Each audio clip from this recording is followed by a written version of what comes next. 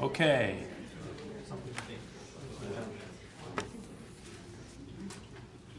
Okay, we're all refreshed, freshly caffeinated.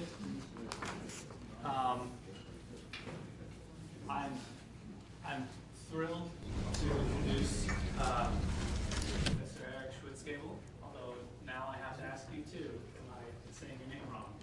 No. Okay. That's a pleasant surprise.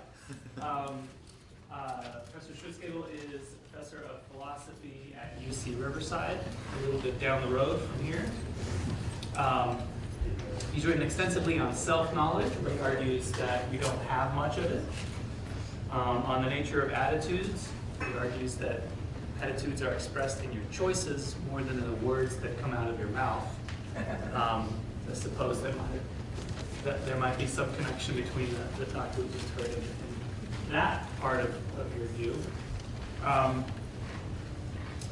on moral psychology, especially the not particularly good moral behavior of professional ethicists.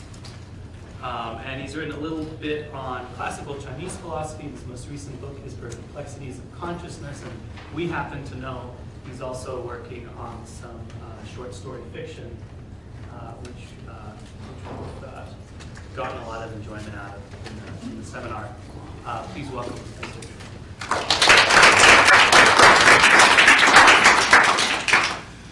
Thanks for coming to my talk. If you want to just go outside and enjoy the sun, I'm not going to look. It's your moment. So let me just apologize a little bit. First, this is a first draft. I wrote it last week, so it's going to be kind of rough, and I haven't done all of the textual digging and digging through the secondary sources that I really need to do before I feel confident about this stuff. But so I'm trying it out on you guys. So tell me where I've gone wrong. Oh, and my T-shirt is Skeletons Having a Great Time Dancing. It's the Riverside Ballet every year puts on Ghost Walk, which is you wander around and you see ballet performances about death. So, the ancient Chinese philosopher Zhuangzi defies interpretation. This is an inextricable part of the beauty and power of his work. The text, by which I mean the inner chapters, the first 7 chapters that are traditionally attributed to him, which are generally regarded as the authentic core of the book, those chapters are incomprehensible as a whole. These chapters, I'm just going to call it the Zhuangzi, even though it's only part of the official text. And assume there's an author named Zhuangzi who's the author of those chapters. Those chapters, the Zhuangzi, consists of shards in a distinctive voice. It's a voice that is distinctive enough that its absence is plain in most or all of the outer or miscellaneous chapters of the text, which I'm going to completely ignore for this talk. Despite repeating imagery and ideas, these shards can't be pieced together into a single self-consistent philosophy. This lack of self-consistency is a positive feature of Zhuangzi. It's part of what makes him the great and unusual philosopher he is, defying reduction and summary.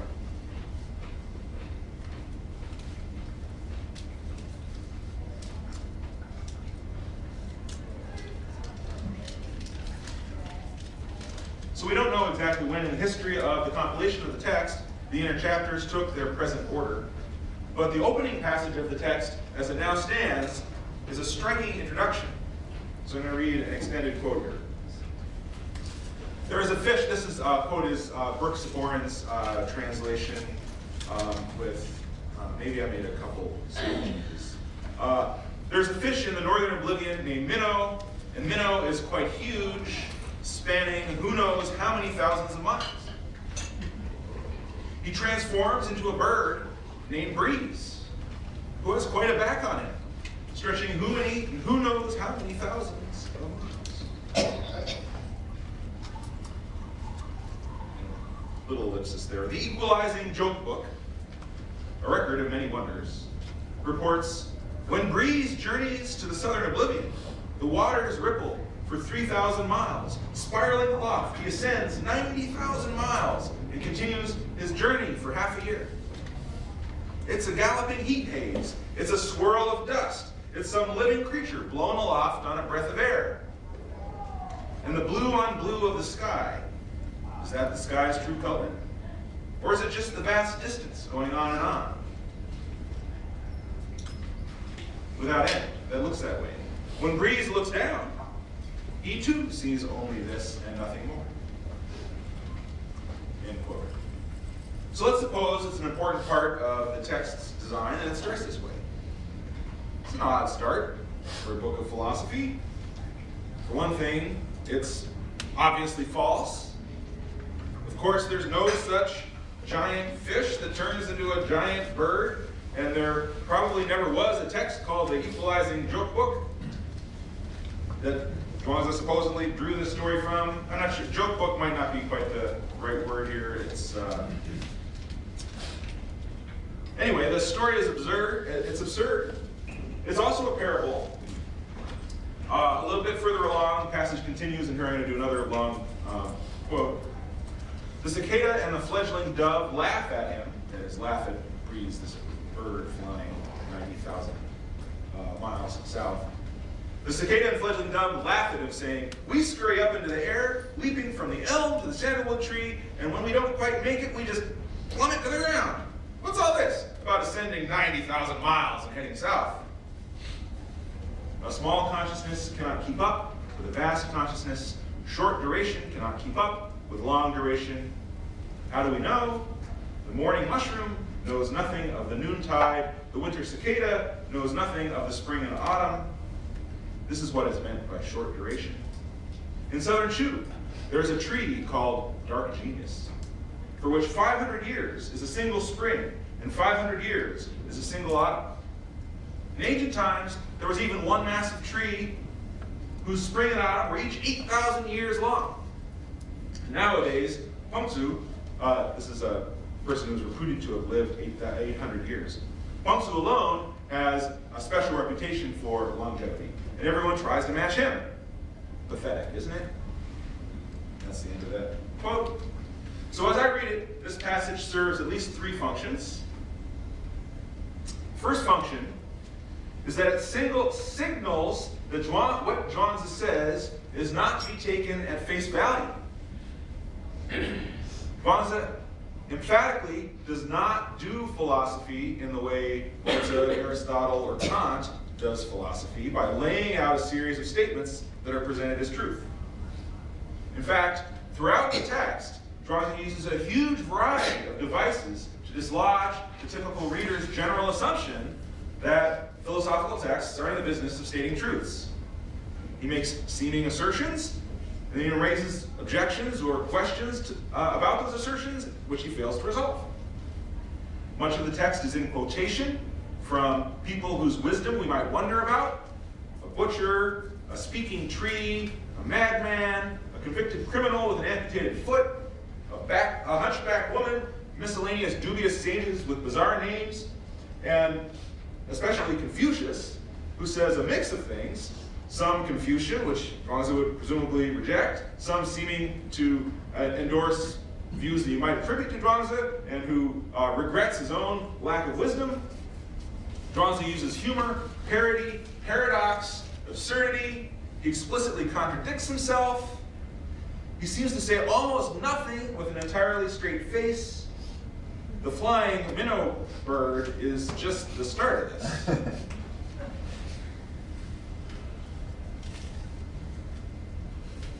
Now here's what I think the second function of this opening passage is. It's a parable, right? And the principal import of the parable seems to be that small things can't comprehend large things. Just as the short-lived insect can't understand the change of seasons, so we should not be able to understand things that are vastly larger than ourselves. And the world does contain things that are vastly larger than ourselves, even if not exactly the things that Clump says. Now, it's crucial to understanding the bearing of this parable on the remainder of the text to know whether Zhuangzi includes himself among the beings who are small with limited understanding. Now, you might read him otherwise. You might read him as setting himself up as a sage whose wisdom is beyond ordinary human comprehension. You might read him as saying, reader, you are the cicada, and this book is like the giant bird. You're not going to understand it. Not on the first or the second or even maybe the third read, because you're small and have limited understanding, and you haven't yet achieved the wisdom that I've achieved. I do think that philosophers often work this way, trying to intimidate the reader into thinking that if there's something that she doesn't understand or something that seems mistaken, it's the reader who must be at fault, rather than the philosopher whose text it is. I think this is a horrid practice, authoritarian and cowardly. I've got some strong words about this on a blog post. And I can name some names, but I don't think Zhuangzi is one of those guys. I think Zhuangzi regards himself, too, as one of the cicadas, although maybe one who's looked a little bit longer up into the sky.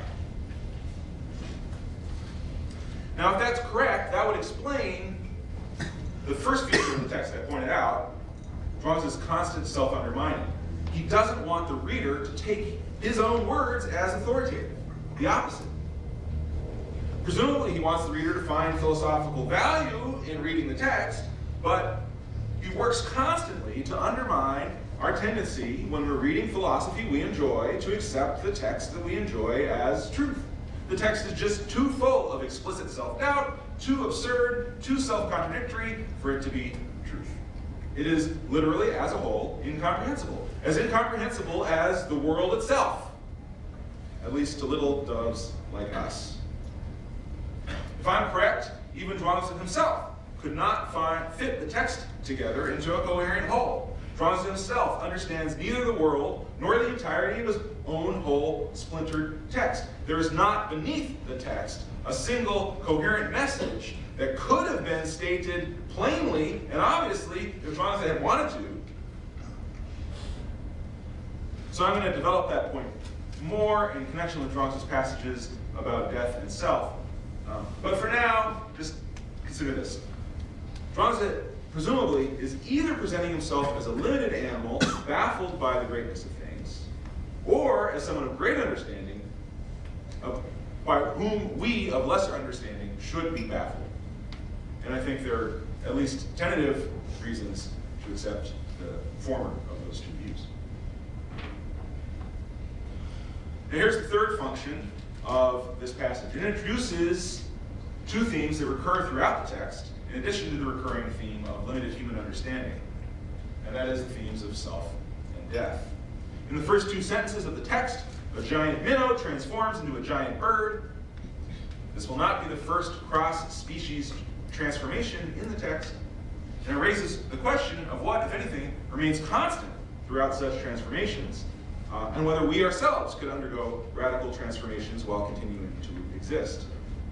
Thus, the question of self, of what makes us the beings we are, is broached, and a liberal understanding toward transformation is hinted at, but not explicitly developed. On the topic of death, Zhuangzi seems to be doing at least two things. One is to admire the long-lived, at least for their broad understanding, maybe for their longevity itself.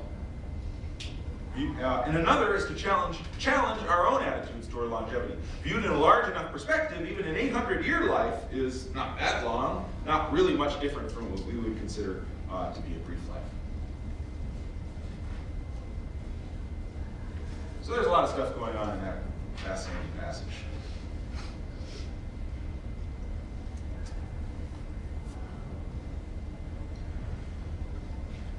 Zhuangzi seems to think that it's a good thing to live out your years, whatever that means.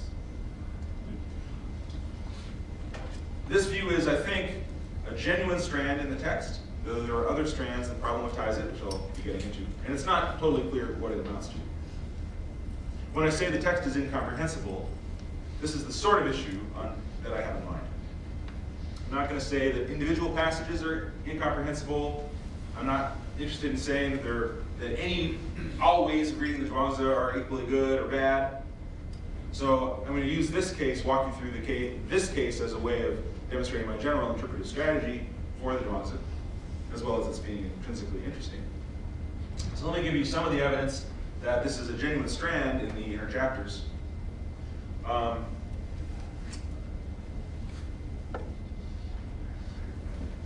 So Zipporn translates the title of chapter 3 as the primacy of nourishing life. It begins with a passage that seems to recommend that we, quote, recommend us to, quote, maintain our bodies, to keep the life in them intact, to nourish our parents, and to fully live out our years. End quote. It continues with a story about a butcher so skilled that after 19 years of cutting oxen, his knife is still sharp as if it was straight from the whetstone. And on seeing this, a king comments, "Wonderful! From hearing the words of a butcher, I've learned the secret of nourishing life." Zhuangzi appears to advocate that you, quote, live out all your natural years without being cut down halfway, end quote. Zhuangzi celebrates trees that are big and useless and thus are never chopped down. Zhuangzi seems to prefer the yak who can't catch mice over the weasel who can, and who thus dies in a snare. In the voice of Confucius, Zhuangzi seems to think it would be bad if a disciple were to be killed by a tyrant. And the inner chapters conclude with a story of an emperor who lacks the 7 holes in his head that the rest of us have, and his well-meaning friends drill him then 7 holes, and he dies, and presumably that's a bad thing, something wrong has gone on here. In light of those passages and others, it seems reasonable to suppose that Zhuangzi, or at least one strand of Zhuangzi, shares with most of us the rather unradical view that living out one's full lifespan is a good thing, or at least preferable to dying young.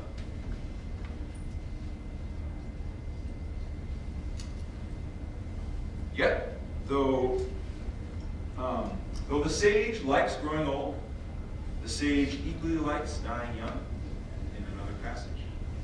And Zhuangzi's Confucius, confronted with 2 men who are evidently more wise than Confucius himself is, who have been singing a goofy, joyous song to a friend's corpse, says that, quote, men such as these look upon life as a dangling wart or a swollen pimple, and on death as it's dropping off, it's bursting and draining, end quote.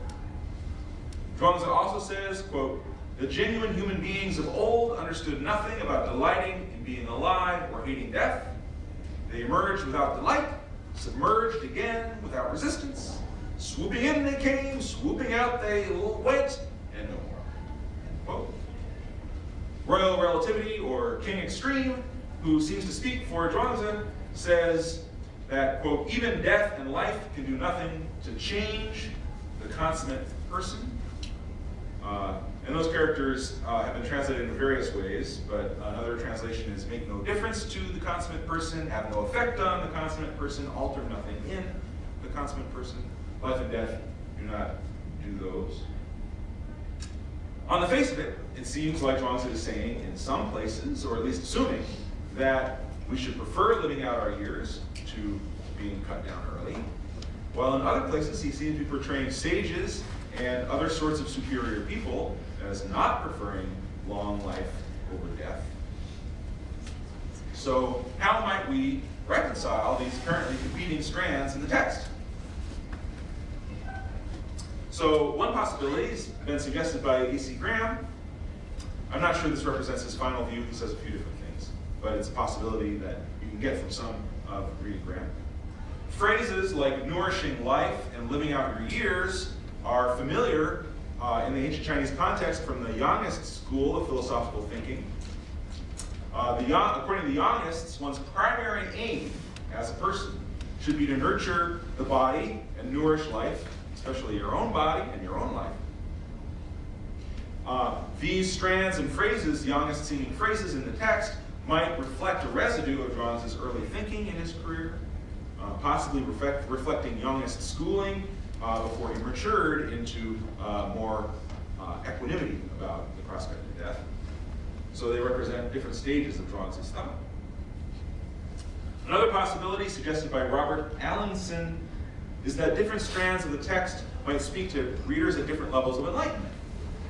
Passages about nurturing life might be directed toward readers of lower understanding, for whom even just nurturing life would be a step forward. Passages about sages' indifference to death might be directed toward readers at a more advanced stage. Now, nothing in the text, I think, compels us to reject either of those two approaches. However, neither of them matches my own sense of the text. One consideration against Graham's view is that the passages that reflect these, that might reflect these different stages in Zhuangzi's development, they're scattered throughout the text. There'd have to be quite a bit of temporal mangling of the text in order for that to make sense. One consideration against Allinson's view is that it gives us a smug Zhuangzi who sees himself as so superior to the reader that he's ready to dispense pablum advice to that segment of his readership who would do well to advance even partway toward his level of understanding. That's not the self-doubting, anti-authoritarian Zhuangzi that I see in the text, who treats the reader as an equal. Another possible resolution is this: skillful action requires equanimity, including equanimity in the face of risks to one's life.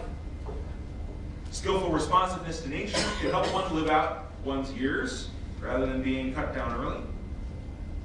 Semi-paradoxically then, if one hopes for longevity, one ought not care too much about it. Right, so one example that people who like skill interpretations of the Zhuangzi might say is like, if you're really nervous about making the basketball shot, you're more likely to miss than if you're just relaxed, right? So maybe likewise, right, if you're really nervous about dying and you're out there on the battlefield might make all kinds of poor judgments, than someone who had more equanimity wouldn't make. So there are a lot of interpretations out there right now by very prominent scholars that emphasize the importance for Zhuangzi of skillful, spontaneous responsiveness without critical linguistic judgment. You can see that as a central feature of the text. Now there are, I think, two main difficulties with that interpretation as a means of resolving this apparent tension in Zhuangzi's remarks about death. And one is, and I don't think this has been sufficiently recognized in the secondary literature, is that many of the most important skill passages that are emphasized by people like Graham and Ivanhoe and Hansen, who emphasize the skill interpretation. Most of the most important passages on that are outside of the inner chapters and thus not in the authentic core of dubious authenticity. My ear hears a different voice in a lot of those chapters, a much more confident voice. The inner chapters contain one clear celebration of skillfulness, and that's the butcher's skill in carving oxen, which is portrayed as a means of nourishing life. But elsewhere in the inner chapters, skillfulness is not marked for praise. The weasel's skill in catching rats leads to its death. Huizi, one of Zhuangzi's friends who was a logician in the period with which he regularly argued, Huizi's logical skill ends up in obscurities about technical terms like hard and white, and maybe harms his life. And games of skill are said to lead to competitive strife. Simultaneously, Zhuangzi praises useless, unskilled trees, yaks, and amputees. So I think my interpretation is that the skill interpretation of Zhuangzi is overplayed. And the other main difficulty with this as a response to the problem of reconciling two different strands is that if equanimity about death is subsidiary to some greater aim of preserving life, then Zhuangzi's sages and consummate people have strangely lost track of their priorities. For it seems like they no longer care about this greater aim. Perhaps they live longer as a result of not caring, but it's only by having lost track of what really, on this interpretation, has value. It's actually we, with our more conventional valuing of life over death, who better know the proper value of things. And that seems like a strange thing to say about sages. Still another resolution emphasizes this passage. I'm going to start and then with a quote from it, and then in a little bit I'll continue with more from it. The great Clump burdens me with physical form, labors me with life, eases me with old age, and rests me with death. So it's precisely because I consider my life good that I consider my death good.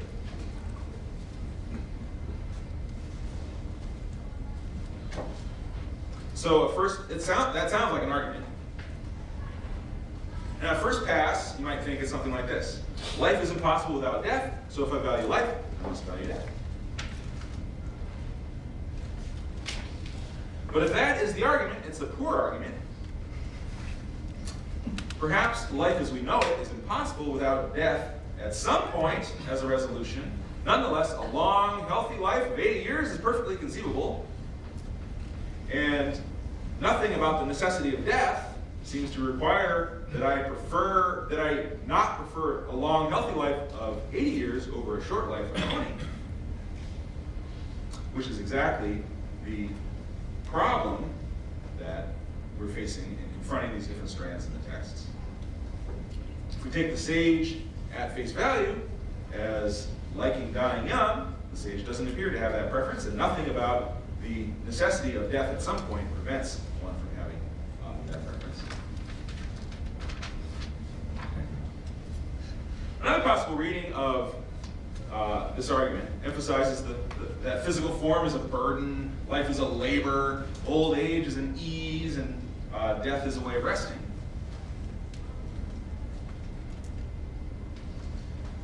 It sounds a bit like the pessimistic view that life's kind of an unpleasant hassle that one's best rid of. But that doesn't really fit very well with the overall optimistic, upbeat, joyful attitude that Zhuangzi seems to favor elsewhere.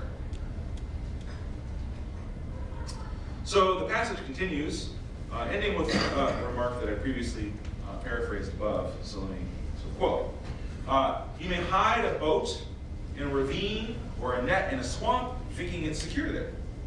But in the middle of the night, a mighty one comes along and carries it away on his back, unbeknownst to you in your slumber. When the smaller, your boat, is hidden within the larger, the ravine, there's some place into which it can escape. But if you hide the world within the world, then there's nowhere for anything to escape. This is an arrangement, the vastest arrangement, that can sustain all things. This human form is merely a circumstance that has been met with. Just something stumbled into. But those who have become humans take delight in it, nonetheless. Now, the human form in its time undergoes 10,000 transformations, never stopping for an instant. So the joys must be beyond calculation. Hence, the sage uses it, human form, to roam in that from which nothing ever escapes, where all things are maintained. Early death, old age, the beginning, the end, this allows him to regard each of them as good. End quote. So with this passage in mind, Chris Fraser suggests that Zhuangzi is embracing an aesthetic attitude that celebrates the constant stream of transformations that is the Tao, the way of things. The stream of transformations that gives you life, and then soon, or not quite so soon, gives you death. Similarly, Roger Ames sees Zhuangzi as inviting us to reconceptualize life as life and death, hyphenated. A series of transformations, a ceaseless adventure.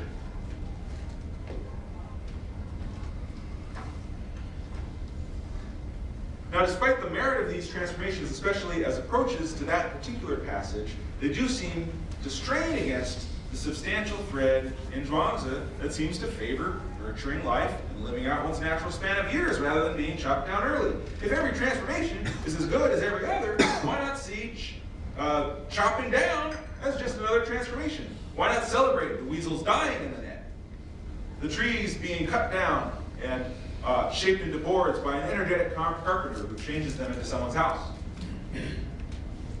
instead of regarding them as Zhuangzi implicitly seems to as regrettable. Here's still another possibility. We can follow Amy Olberding. So whereas Graham sees these different strands in the Zhuangzi possibly as reflecting different phases in his philosophical career, and Allenson sees them as speaking to different target audiences, Olberding sees them, maybe, at least I'm drawing this from Olberding, she doesn't quite go 100% there, and I'm still actually having an email conversation with her about how far she gets toward this, but we'll call this an Olberdingish view. Olberdingish sees them as reflecting different moments in Zhuangzi's own personal reactions to the death of loved ones. So she draws especially on passages that are outside of the inner chapters and thus of dubious authenticity, which portray Zhuangzi's reactions to the death of his wife and the death of his friend Huizi. Olberding suggests that Zhuangzi reacts to the death of those people by recognizing its disvalue, recognizing that it's bad to die, but only doing so briefly, before shifting to a recognition of death as part of what gives life its value and interest, in a series of transformations that is, as Fraser and Ames say, overall to be celebrated. So if I am understanding Olberding correctly, she attributes to Zhuangzi a logically inconsistent view. Hearing him expressing one attitude in some moments, that death is bad, his attitude in moments of grief, and another attitude in other moments, that death is not bad, but just another transformation to be celebrated, his feeling as he distances himself from personal grieving. Now if that's so, this puts her view close to my own. I think Zhuangzi does sincerely express both of these conflicting attitudes about death. But there are, I think, at least two more dimensions of complexity to this picture. First, we haven't seriously confronted the strangeness of the metaphysical view that Zhuangzi seems to be embracing in that last passage I was discussing and in some others, that human form is simply a circumstance that I'm temporarily met with. What's that mean? So I'm going to talk about that more in the last section of this essay. The second dimension of complexity here, which I'm going to go to now, is Zhuangzi's skeptical remarks about death.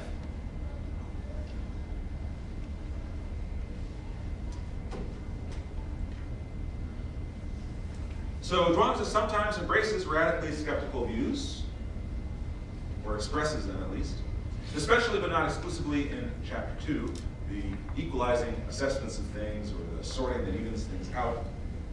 When Toothless asks Royal Relativity or King Extreme, who seems to speak for Zhuangzi, do you know what all things agree in considering right?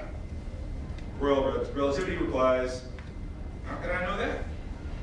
When Toothless then asks if he knows that he doesn't know, Royal Relativity again replies, how could I know that? In the voice of Master Long Desk, Zhuangzi asks, suppose you and I get into a debate. If you win and I lose, does that really mean you're right and I'm wrong? If I win and you lose, does that mean that I'm right and you're wrong? Must one of us be right and the other wrong? Both of us be right? Both of us wrong? Either you and I can know, the third person will be even more benighted. In both of these passages, the seeming assertion of skepticism is tempered both by placing it in another person's mouth, someone it's natural to think might be speaking for Zhuangzi, Royal Relativity, or Master Longdesk, but who might not speak for Zhuangzi, and also by posing these skeptical doubts as questions rather than positively asserting the truth of skepticism. In a way, that makes these passages even more skeptical, though. Like Royal Relativity, Zhuangzi seems here to be unwilling to commit to anything, not even that he lacks knowledge. Now, in previous work, I argued that such passages should be taken at face value as expressions of radical skepticism, rather than being tempered or qualified or regarded as merely concerns about language or something like that. Despite the fact that taking them at face value renders the text as a whole inconsistent. If the text as a whole is inconsistent, then Zhuangzi's aim in presenting these radically skeptical passages might be something other than trying to persuade the reader to seriously embrace radical skepticism as the final correct philosophical theory. Now there are two Other famous skeptical passages that bring us directly into issues of death and self. One is this one, the Lady Lee passage. This one is again in the voice of Master Longdesk. Quote, "How then do I know that in delighting in life, it's not a delusion? How do I know that in hating death, I'm not like an orphan who left home in youth and who no longer knows the way back?" Lady Lee was the daughter of a border guard of Ai when she first was captured and brought to Chini. She wept until tears drenched her collar. But when she got to the palace, sharing the king's luxurious bed and feasting on his finest meats, she regretted her tears. How do I know the dead don't regret the way they used to cling to life? Skip a few sentences. Perhaps a great awakening would reveal all of this to be a vast dream. The second passage that I want to highlight here on skepticism about death and self is probably the most famous passage in the Zhuangzi. Once Zhuangzi dreamt he was a butterfly, flitting about joyfully, just as a butterfly would. He followed his whims exactly as he liked and knew nothing about Zhuangzi. Suddenly he awoke, and there he was, the startled Zhuangzi in the flesh. He did not know if Zhou had been dreaming it was a butterfly, or if a butterfly was now dreaming it was Zhou. This passage is uncharacteristic in referring to Zhuangzi by his first name, or his, sorry, not his first name, his first name.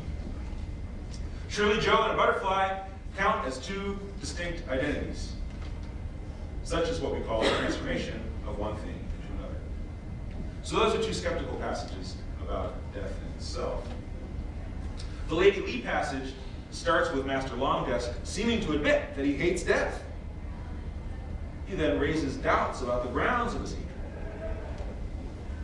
It's possible, indeed I think it's natural, if one jettisons commitment to seeing Zhuangzi as entirely self-consistent, to interpret this as a confession on Zhuangzi's part. Zhuangzi too hates death, wants to nourish life and live out his years.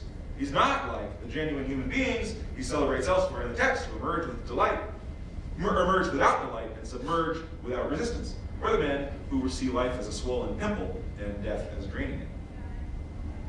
In this passage, Master Zhuangzi does not say that he or Master Longdesk is wrong to have such an attitude of hating death. He only expresses the thought that he might be wrong, that he might be like Lady Lee when first captured, that he might wake up and find his new situation to be a vast improvement over the current situation that he normally regards as waking life.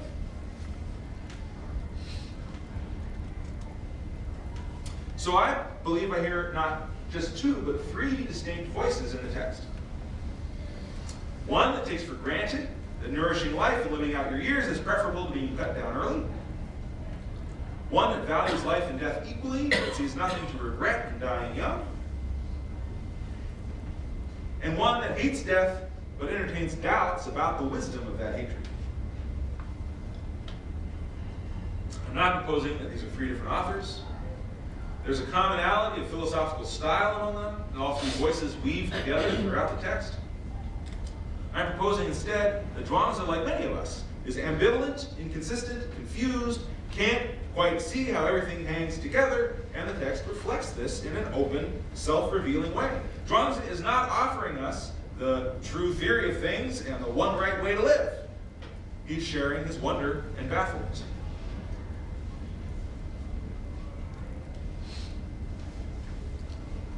Now let's take Zhuangzi at his word in the butterfly passage. He thinks it's at least possible that he's a butterfly dreaming he's a human.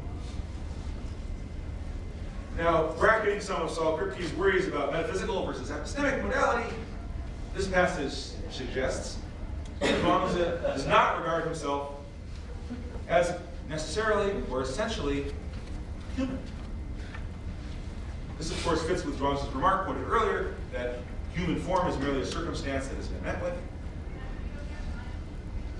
Another related passage is in the voice of Master Arrive. Quote, "Now suppose a great master smith were casting metal. If the metal jumped up and said, I insist on being nothing but a famous, powerful sword.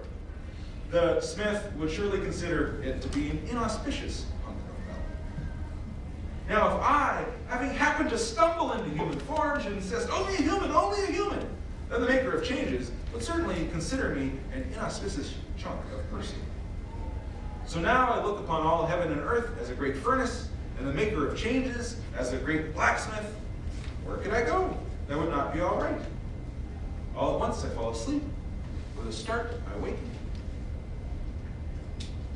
End quote. Master arrived is portrayed as saying these words as he is at the very edge of his own death. And shortly before, his friend, Master Plow, has already commented similarly. Quote, do not disturb his transformation. Few sentences. What will it make you become? Where will it send you? Will it make you into a mouse's liver? Will it make you into a bug's arm?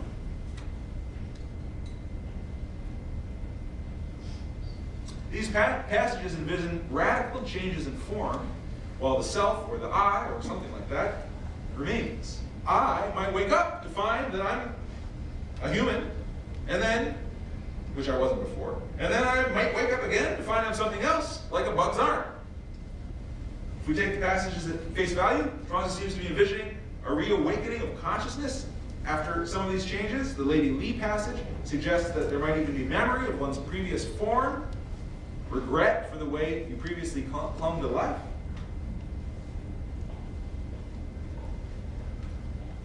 So we have a choice here between treating these passages as what P.J. Ivanhoe calls heroic metaphysics, and treating them as what I'll call real possibilities. If we read Zhuangzi as a heroic metaphysician, we read him as committed to a grand metaphysical system containing not only an agent, the great Clump, or the maker of changes, who intentionally executes transformations, but also, more radically even, conscious selves that run through mouses' livers and bugs' arms.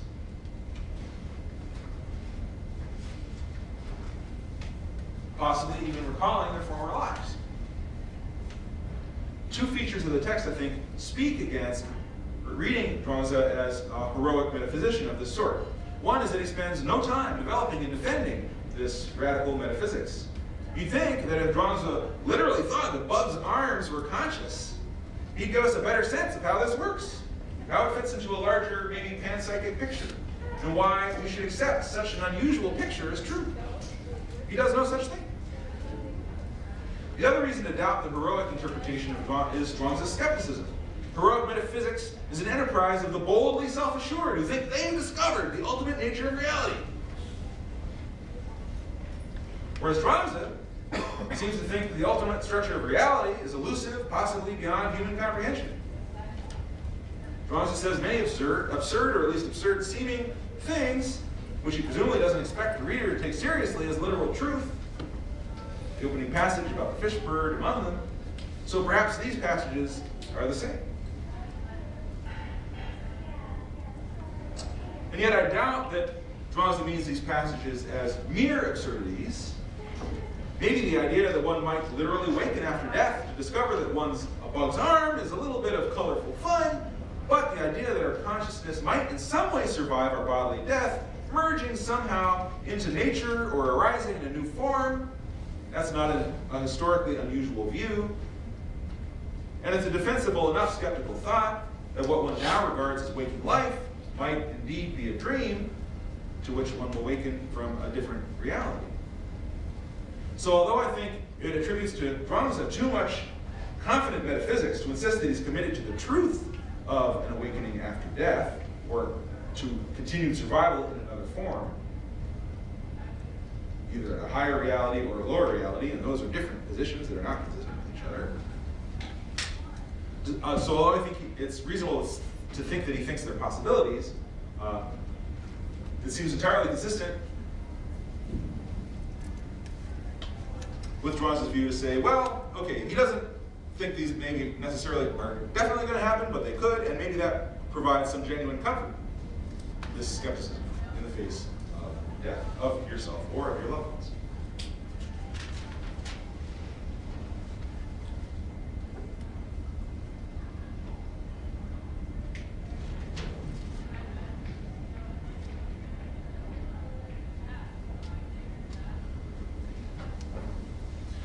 idea that seems to shine through all of the inner chapters, especially chapter 2, is the inadequacy of philosophical theorizing. Words, Zhuangzi suggests, lack fixed meanings, distinctions fail, well-intentioned philosophical efforts end up collapsing into logical paradoxes and the conflicting rights and wrongs of the Confucians and the Mohists.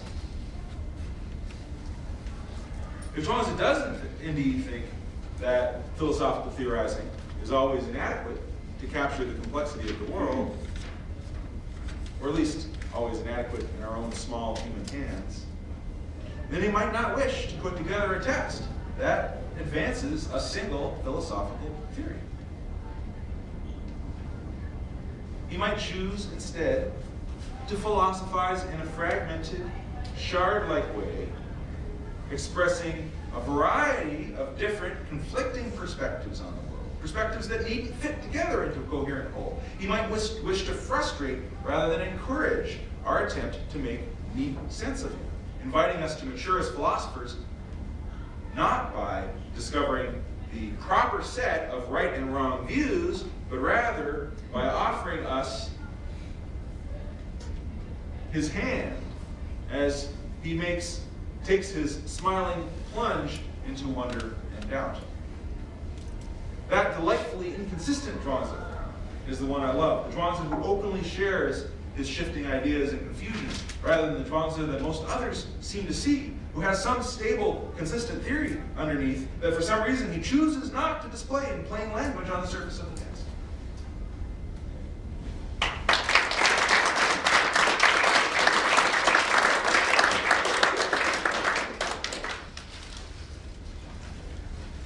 Okay, so is this style of radical skepticism and a larger willingness to be inconsistent, is that unique to this writer, or is it a genre that other writers have used?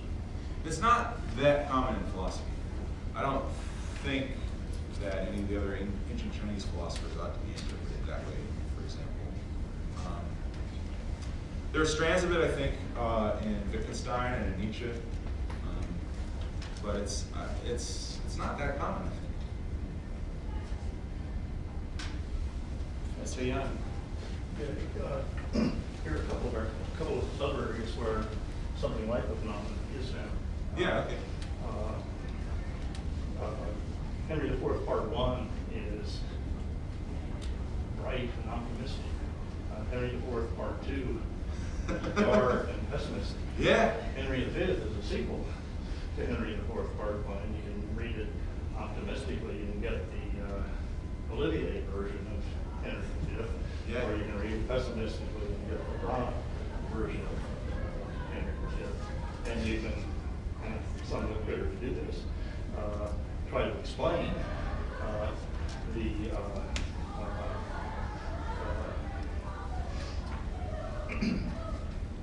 duality, call it here, as a reflection of the phenomenon that Shakespeare is trying to deal with. Hal is an 18-year-old kid who finds out that he's the future king of England, and he's smack in the middle of a war, the justice of which he doubts. So he's in a tough position trying to make sense of it. I myself believe the same thing happens in Plato's Symposium versus the Phaedrus. In the Symposium, where biological organisms, erotic impulses, are impulses that we share with animals. Right. And those impulses take a special form because we can think too. In the Phaedrus, we're primarily innumerable creatures that suffer the accident, as he puts it, of becoming incarnate. Right. And those are two incompatible perspectives on erotic phenomena. And Plato may think that the phenomena are so complicated that there's not a single theory that can be given of them to get the, this is why you get the contradictions between those two elements. To adequately account for the phenomenon, we need to, at different times, adopt each of those incompatible perspectives on them. When I used to drink, I'd say the same thing about the categories of metaphysics, but I can't drink anymore. I'll stop. But there are other areas. Right, so Plato might be, Plato's a good candidate for another example, and he does, you know, to some extent it's not clear how much things reflect his own change in opinion over time, but I think maybe especially the early Socrates seemed to like be pretty open to being confused and wrong and corrected and stuff like that. Yeah, well, I don't think that. You don't? No. Oh, well, you know better than I do. I won't disagree with you. But yeah, I do think Plato is a candidate for another philosopher who might lend himself to some of this type of interpretation. I really enjoyed your method and the way you deal with the text, and you make philosophy fun. You know, it's a philosopher's can have some, you know, fun with it. Now, my question is, I'm not very clear your solution. You know, you have 6 solutions you laid out toward these questions, and then you maybe 7 or something, but then you quickly seems the easy way out, and you avoid that directly answer that question. Yeah. So I'm wondering here, could it be the case you think about, okay, let's see, Taoism is truly the fundamental, we say, stand position or principle is liberation life. So this is intrinsic good, period. Don't just Aristotle's first cause. Let's start from here. You know, I don't know whether you want to go because this concept of Shen, the life itself, has intrinsic value. This is Zhuangzi's position. Nothing else I can see it. Well, what do you think? What do you make about the sages who seem to not say that? Yeah. So here is I want to think maybe there is a possibility. That's a fundamental position we have later, but in here there's variables. Maybe the situation is an odd situation. You all live longer than live longer all over your life is better for short, right? So that's the should ought to be. But that is a situation you can do it with all these. There's lots of interesting stories you presented. Right. So then that's okay, we embrace it. So could be that it's just sage, because it's a sage, be able to let it go, flow like water, and then take what it is. But for your common people, give you some sort of motivation, hey, you ought to do so, you should do so. Sage, just take it, because sage already have noticed problems, is all sage just it is, but it's rather it's embrace. So that's the one situation. Another situation is why you live the longer because you want to be with this oneness, with this giant universe, the heaven, the earth, because they were, you guard oneness. So could it be you, that is the reason because you're one drop in this incredible giant ocean, and then you contribute or you're part of, I'm not sure, so I don't know. So I would like to see, my question was like, see, can you a little bit see a little more in your position and also problem with your position? Because you take everybody's position that everybody has a problem, then what is your position and what is your problem? But I'm really scared that you suddenly to bring up the skepticism, okay, I'm done. No, I'm not. Okay. My position is that the text is incoherent and inconsistent. And that is an easy way out, right? I don't have the job that all these other people have of like trying to make these things that seem on the face of them to be inconsistent. I don't have to work to make them consistent. So yes, it is the easy way out. But you know, sometimes the easy way out is the right way out. Okay, really okay. I also think that there's some theoretical support for that. It's not just that it's an easy way out, right? But I think that if we read Zhuangzi as someone who, because of his skepticism, does not think that there is a single right theory, then we can, and we bring that to our intent, to our method in general of interpreting the text, right? Then we should expect in advance that Zhuangzi would want to frustrate our attempts to see a single right theory in him. So not only is it the easy way out, right, but it also fits with that, I think fits better with Zhuangzi's skepticism than views on which he does have a kind of, here's the way it goes underneath that he's, you know, it's kind of the secret message or something. The Tao of reading Zhuangzi. Denham. But mightn't a lot of these considerations recommend not reading him as an example of philosophy in the first place? So you go from saying that he has doubts about the possibility of philosophical theorizing, and then say maybe he philosophizes in such a way as to, and you answered Naomi's question by saying this is unusual in philosophy. Right. What would you say about the initial interpretive decision to read him as doing philosophy in the first place? Is it obviously right that that's the... Right. I have a pretty liberal view about what counts as philosophy. So, Taking I mean, the easy way out. Yeah. I kind of think, you know, and this is convenient for me because I write fiction and I do psych studies and stuff like that. Like, I kind of feel like, you know, if you're thinking about the big questions, you're doing philosophy. And it doesn't matter what department you're in, or whether you're writing it as fiction, or whether you're doing it as a psych study, or sociology, or anthropology, or whatever. I think you're doing philosophy. So I think in that liberal sense, he's doing philosophy. If you think philosophy is premise, conclusion, then, you know, maybe you don't want to say he's doing philosophy.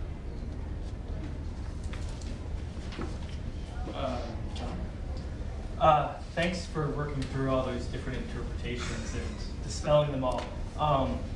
One though, I'd like to hear your thoughts on that didn't really come up was the stuff against being part of the political system, right? So some of the Wait, too many against. Wait, say Sorry. this again, the stuff against being. So there's a lot of passages, right, Yeah. where he would want to say something like, it's better not to get, or one could attribute to Zhuangzi this.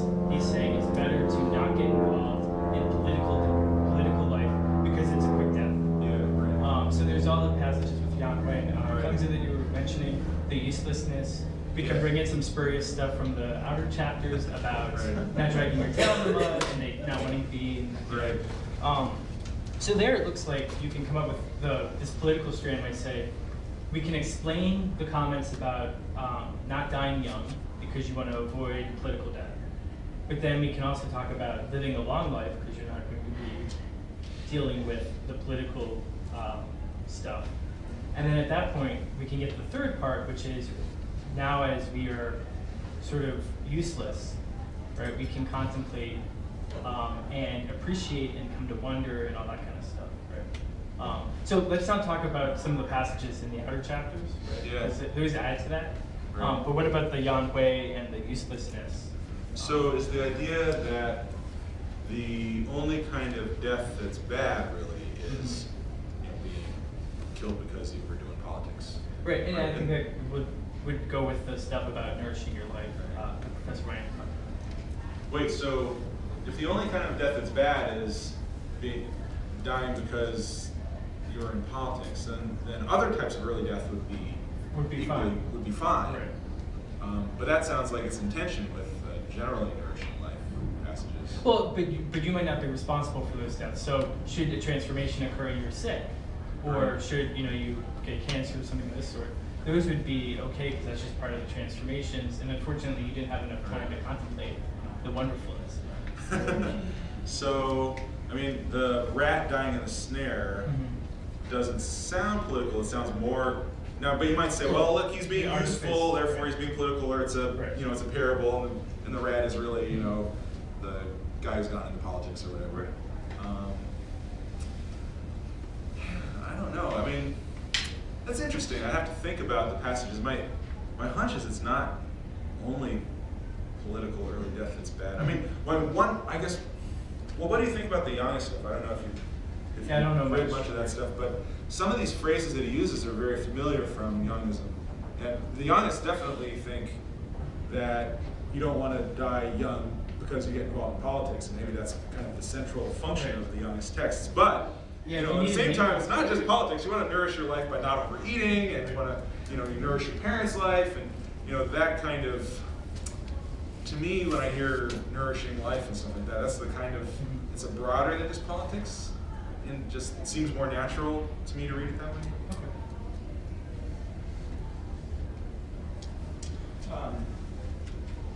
Oh, yes, sir. I'm focusing on your second sentence in your conclusion, and I'm trying to approach you to elaborate a little bit more on what you have in mind now. I assume that it is not about the text, because Zhuangzi does not have a conception of the text. He didn't write the Zhuangzi on the inner chapters. So I assume what you have in mind is intentionally frustrating our urge to make sense of his ideas. Yeah, okay, yeah, that's probably a better way of saying it, yes. That's still not the case, because I think he does want us to grasp his ideas in some minimal sense. There's the message about getting meaning, forgetting words, and so forth. Yeah. And it's by grasping the ideas that we can join in. That's not in the inner chapter, though. I know. But putting that aside, there's something in the inner chapter. Now, I'm tempted to say this to resist the urge to make sense of his ideas in a certain way. Namely, I wouldn't say in a way that contemporary scholars interpret his writing, because he's not even aware of the way we do philosophy. But it could be opposed to, say, Mozart, the teaching doctrine, and he's opposed to making sense of his ideas in a way that it fit into something like a doctrine. But my suspicion is that it goes deeper than that. Okay. This is from the inner chapter, and it's the fasting of the mind. Yeah, right. Do not listen with the ears, listen with the heart or the mind. But Right. do not listen with the heart, listen with the chi. Yeah. Listen with the ears, Right, that's yeah. against Mozart. But listen with the heart. Do not even do that. So he is actually urging us not to do something with the heart, not even just to make sense of the ideas. I like that. I think I'm going to totally steal that and put that in paper. So that goes to Right, yeah, so that fits perfectly that passage. I'm not sure what listening with the chi is, or the spirit, or the breath, or whatever you want to call it. You're going to be talking about chi, I think, aren't you? Yeah. So we'll get but yes, the idea that maybe the best way, so I'm using text, it's very, this 20th century term, right? But yeah, thinking in terms of doctrines, or listening with the mind, the poem I was talking about earlier, the heart and mind. And that's what he's trying to frustrate. And maybe there is some kind of listening with the chi, or something like that he is trying to get. I do think that Zhuangzi consistently pushes people in certain directions. Like, so for example, I think he's pushing you toward being less worried about death, right? That's one thing that comes through in the text. If you read the Zhuangzi and you think, yeah, Zhuangzi thinks we ought to just be really totally stressed out about the fact that we're going to die and have all this, you're going the wrong direction, right? And the other things, like he's pushing you, other aspects of the text are pushing you, like, don't get all worked up about trying to make big political contributions and become famous and make a lot of money and all kinds of stuff. There are certain kinds of themes that shine through where I feel like, even if it's not here's the doctrine, there's a kind of general push in the text in a certain direction. And maybe that could be listening to chi, somehow grokking that push. So thank you. No, Okay. Thank you for your presentation. I got a new perspective of interpretation of Zhuangzi. You list 6 different interpretations, and you give the 7th. And you think your way is different from the Robert Ames or Liz Graham or Ivanhoe, different interpretations. Yes, you are different from them. But I think you still share the same assumption with them. The assumption is, everyone knows, Zhuangzi, the book is not written by one author. They're inconsistent, different style, different issues. But when you analyze Zhuangzi's idea, you suppose, maybe unconsciously, there's one theme, it's called consistent text, maybe unconsciously. So, according to me, maybe that's because English translation cannot reflect the complicated situation, different style. For example, Liz Graham, Robert Ames want to translate the Taoist text as a philosophy. And Victor Mayer said, no, it's not philosophy, it's literary. So we should translate it as literature work. So Victor Mayer translation is different from Asa Graham and from Ronald Ames. So actually, there's no such things distinction between literature, religion, and philosophy in ancient China, like Western term. Yeah. So, as even I'm a Chinese, I cannot avoid some prejudice or bias or lens to see Asian text. Western people will have Western lens to see the Zhuangzi.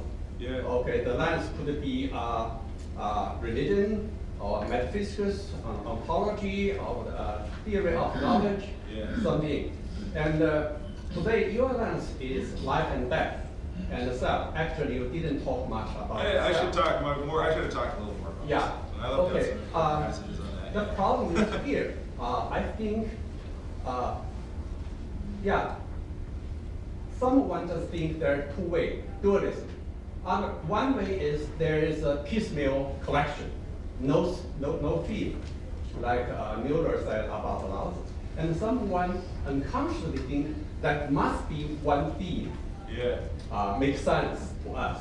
Yeah. But both extremists are not quite right if we read the text more considerate our objective.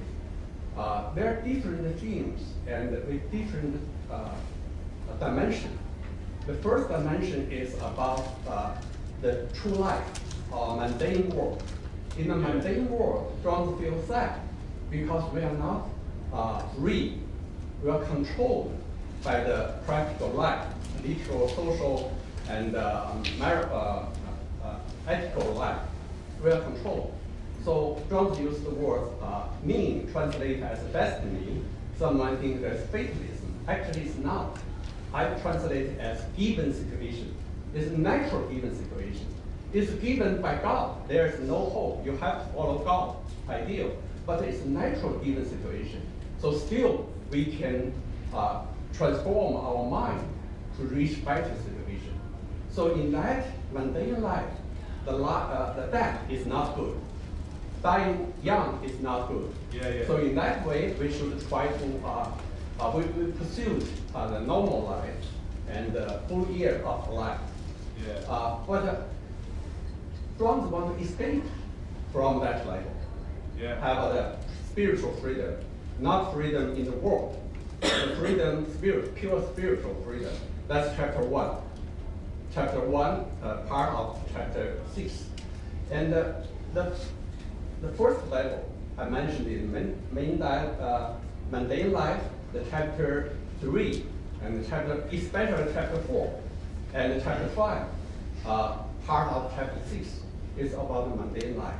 In that level, we don't have freedom, so there's a lot of struggle. We cannot control our life, our faith, so that's not bad, and that's not good.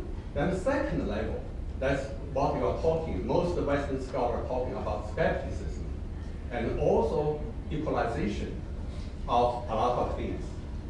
Equalization including life and death, and glorious and shame, and successful and failure, and big and small.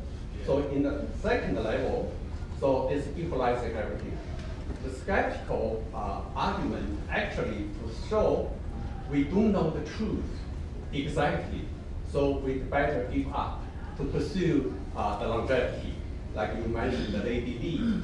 Lady Li don't know if she knows. I'm sorry, I'm gonna intervene. I would like a speaker to get a chance to respond to what you're saying before we run out of time.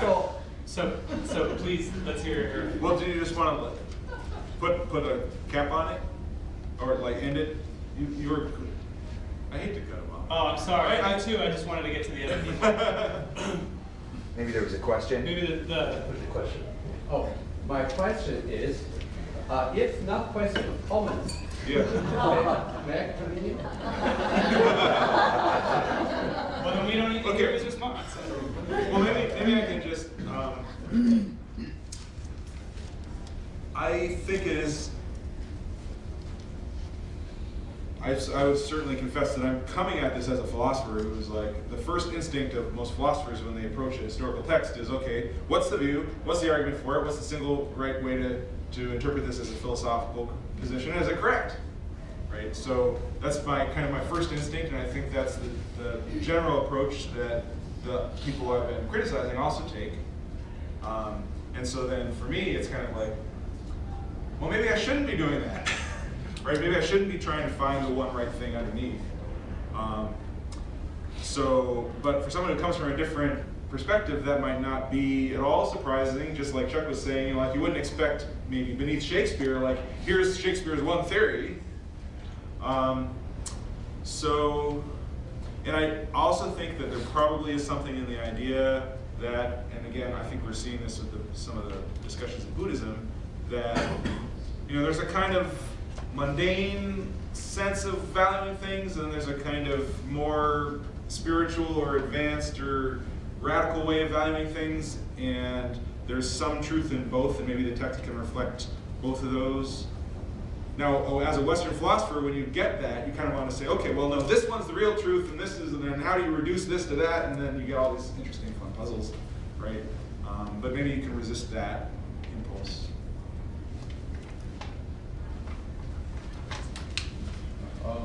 I have two comments. One, I noticed that all the interpreters you have chosen are all Westerners. Yeah. None of them is Chinese, or some of them were traditional interpretations of Zhuangzi. And so, in their own typically Western ways, in some way, at least up to a point, they tend to put a very dualistic understanding, either long life or death. Yes. Different men, different targets, so on and so on. But is it not conceivable to think that somehow all these different kind of aspects of life are really part of one continuous life, that life is on the whole in that way, And so live your life with certain equanimity, with certain difference. If there are joyful moments, enjoy it. If there are tough moments, okay, then survive it and so forth, but without being so preoccupied with all those things, so that you can enjoy some kind of spiritual freedom there. And that, of course, is a common teaching of many of the mystics in both East and West there, you see. And so, from a non-dualistic point of view, it is possible to hold many of those views, it seems to me, in a coherent kind of framework. And so, now, I don't know whether that is actually what Zhuangzi actually held, but my impression is that that's quite a possible view. But the second comment is this. You see, because of his advocacy of this spiritual freedom and transcendence of all the mundane worries and so on, I don't know whether Zhuangzi had that kind of impact on the actual history of China. All the politicians and the ordinary people lived according to Mencius and Confucius and Neo-Confucians and so on. And as far as I know, people in China, people in Korea and so on, when people retire from politics, you see, when they are in very adverse situations and so on, then they tend to be Taoism and Zhuangzi and so forth. Right. And now, many Westerners today who are not very happy with their own very systematic approach and so on, many of the postmodernists and so on, they find a great ally in Zhuangzi and Zen Buddhism and many other things, Right? So, again, I mean, there's the other side of that, of course, when it comes to our practical life, where decisions have to be made, where things have to be said and stated and affirmed and so on, is it not to merely deconstruct, you see? Don't you also have to construct some things, some concepts, some ideas, some loyalties and so forth, you see? So that is the other aspect which I think might be missing, in some of these contemporary discussions. That's all. Thank you. Yeah, so I would be, one of the things that I'm hoping to do is get suggestions from people and do some more searching through the literature to find older sources that I can also include in my critique. So absolutely, the critique's coming from a certain kind of contemporary Western analytic philosophy perspective where, like, okay, what's the thesis, and here's the claim, and can it be defended? And that's that's how I tend to do things, right? So, well, I mean, seeing that kind of looking for the theme and so on, that is not specific to the analytic philosophy. I'm not an analytic philosopher, but I'm trained in the Western philosophical tradition. I try to see consistency, unity, theme, everything else, you see. But those themes can be elaborated with all the different nuances, So when you read Kierkegaard, for example, his understanding of human existence, you see, there are ups and downs. It's a very dialectical, sophisticated conception there. So he's not simply either this or that. There are many different strands.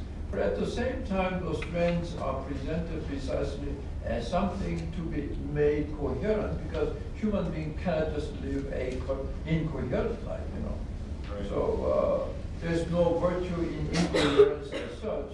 But what kind of coherence is needed in life, in society, in human existence, and so forth. Right. I think I'm understanding better. So the idea is that things that it's too simplistic to say, well, either life is more valuable than death, or it's not, right? That we should not try to force it into that box. And it might seem like kind of inconsistent, but you can still try to find a coherence behind the text, and maybe I should have done more to try to find the coherence, the sense, what I was saying, the direction that he's pushing toward, or the understanding of the G, right, that is somehow more subtle than can be expressed by either of those simple kinds of statements. I think I'm okay with that, although it's hard to write that way. Yeah. So if your view is like, not you personally, but if someone's view is that the world is a giant fish bird, whatever, they can't understand. So why, if you're unable to sort of understand something, why say inconsistent things about it rather than just be quiet about it?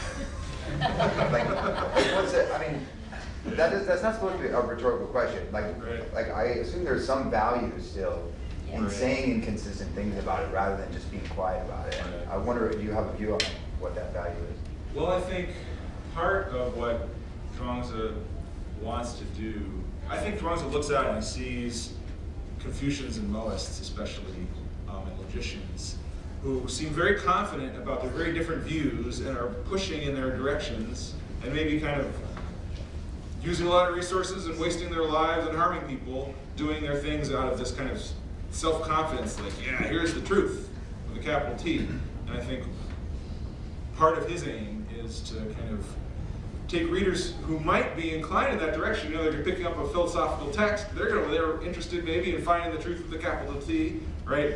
And getting them out of that frame of mind.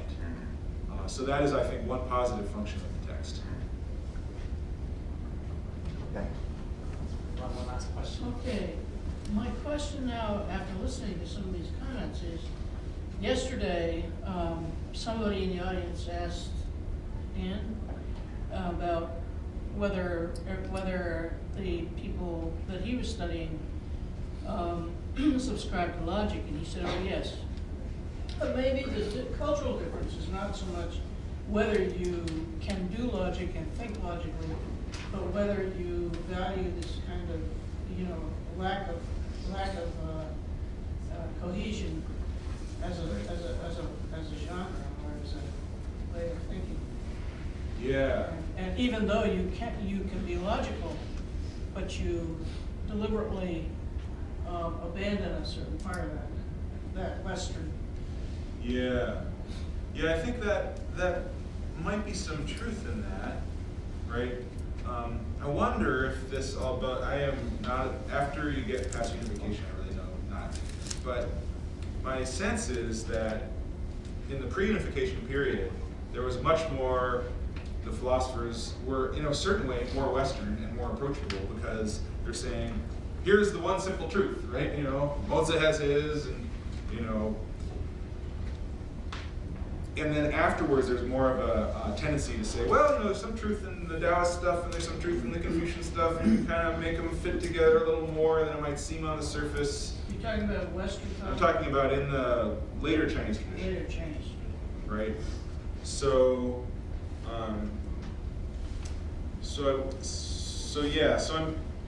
it might be that part of what makes some of the early Chinese texts, but maybe not Zhuangzi, attractive and approachable to kind of our culture, my culture as, you know, a U.S. philosopher, is this kind of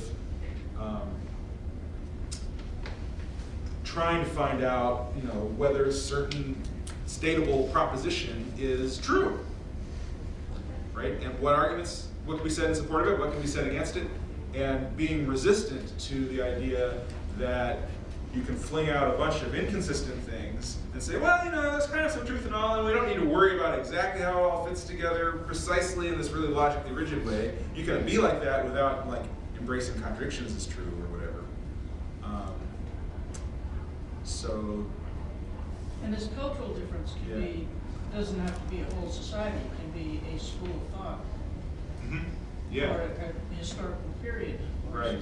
Like we have postmodernism here. Right, yeah, right. So different areas within academia and within philosophy you might have different. And so maybe part of the attraction of Zhuangzi for someone like me, right, as someone who's in this subculture of kind of mainstream Anglophone 21st century philosophy, right, who sees all these people doing this usual kind of philosopher thing of like, okay, P, true or false, what's the argument, right, and thinks, well, there's a lot of different people saying different P's, and I'm kind of not getting all the arguments, and it doesn't, you know, right, Zhuangzi is attractive as a kind of way of pushing back against that, perhaps. It's a therapy. He's a therapist. Yeah, maybe. That seems like a very good note to break on. We're going to come back at 2:15. We're just going to take a lunch break. Hopefully you get to enjoy the outside.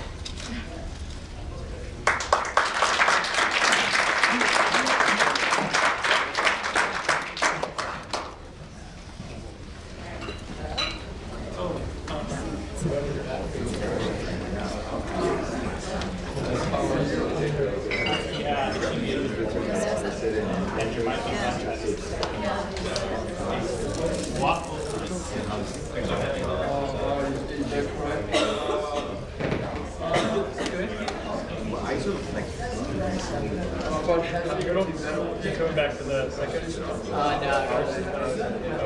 Okay. So we'll be talking about this stuff. I actually don't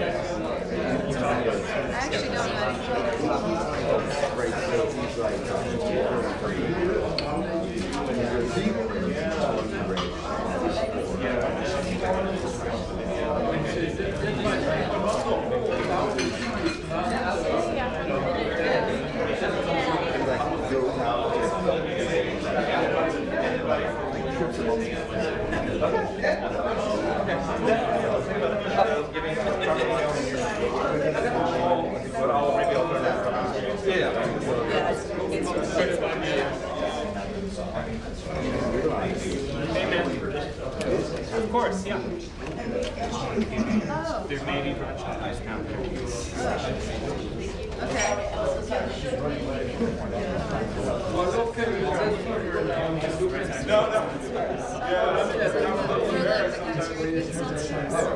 don't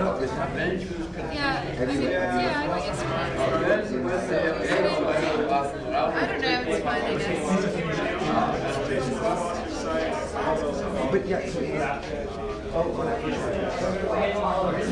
I'm probably not. But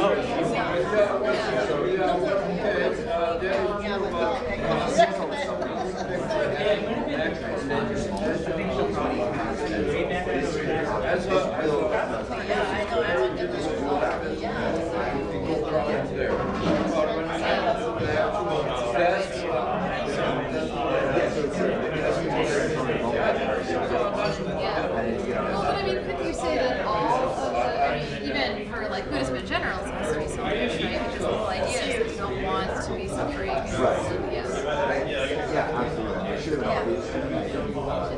Okay. So I have this. Because I need to set up my PowerPoint. Oh, I see. Oh, yeah, that's right. We'll come back a little later. Yeah. Okay, no, right. Yeah. Really resistant.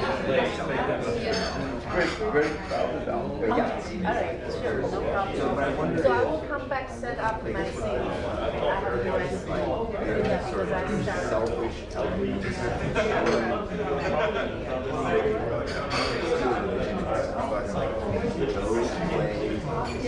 those sort of like selfish stuff.